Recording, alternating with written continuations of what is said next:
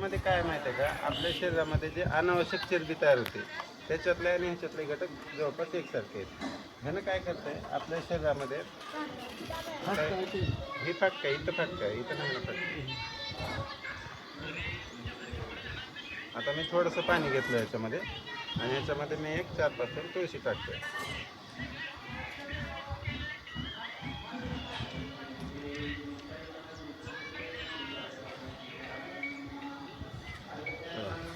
आता ह्याला मी याच्यामध्ये पाणी टाकून तुळशी आणि डायजेस्ट टाकलेलं आहे. तर ह्यानं काय करतं आहे आपल्या शरीरातली अनावश्यक चरबी पूर्णपणे शून्य करायचं काम ह्यानं करतं आहे. आता ह्याच्यामध्ये काय होतं आहे माणसाला असं वाटतं की बाबा ह्याला होल पाडलं आहे, जी कुजत नाही, 100 वर्ष जरी आपण करून ठेवलं तर कुजत नाही, तर त्याला होल पाडलं आहे. मग आपल्या शरीराला काय करेल प्रश्न येतो, सगळ्याच्याच मनात प्रश्न आला असेल, पण म्हणलं नाही ती गोष्ट वेगळी.